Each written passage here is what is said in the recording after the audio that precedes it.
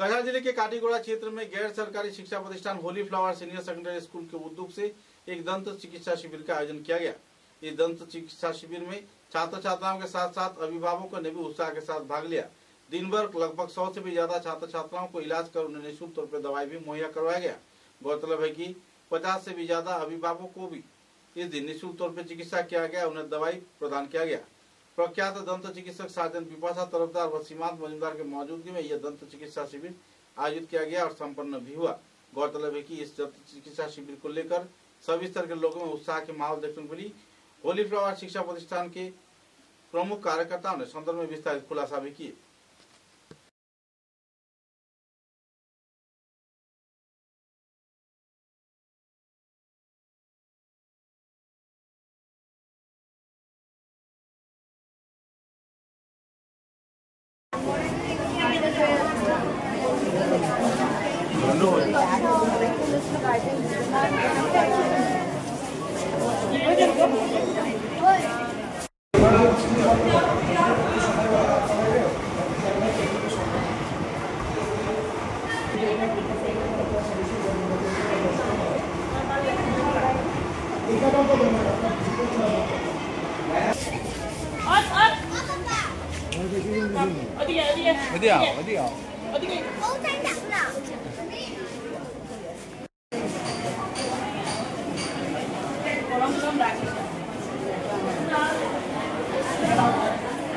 आज के 1 नवेम्बर 2025 इंग्रेजी आजकेर दिने আমরা হোলি ফ্লাওয়ার সিনিয়র সেকেন্ডারি স্কুলের পক্ষ থেকে ছাত্রছাত্রী আমাদের যারা অভিভাবকরা আছেন এবং এলাকার যারা বয়স্করা আছে বাচ্চারা আছে সবার জন্য একটা ফ্রি ডেন্টাল ক্যাম্পের আয়োজন আমরা করছি। এটা আমরা চিন্তাধারাটা অনেক দিন থেকে করতেছি, কারণ প্রায় সময় দেখা যায় আমরা স্টুডেন্টরা স্কুলে অ্যাবসেন্ট থাকে, যখনই আমরা ওদের সঙ্গে গার্জিয়ানের সঙ্গে যোগাযোগ করি প্রায় সময় দেখা যায় যে দাঁতের একটা প্রবলেম, দাঁতের ব্যথার জন্য আইতে পারছে না, কেউ দাঁত ফালাইছে আইতে পারছে না। এইসব চিন্তাধারা করি আমরা চিন্তা করলাম যে একটা ডেন্টাল ক্যাম্পের দরকার। তারপর আমরা দুইজন ডক্টর বিপাশা তরফদার এবং সীমান্ত স্যারের সঙ্গে আমরা যোগাযোগ করছি। যোগাযোগ করার পরে তারা বলছেন ঠিক আছে আমরা একদিন আপনারা এখানে ফ্রি ডেন্টাল ক্যাম্প আমরা করবো।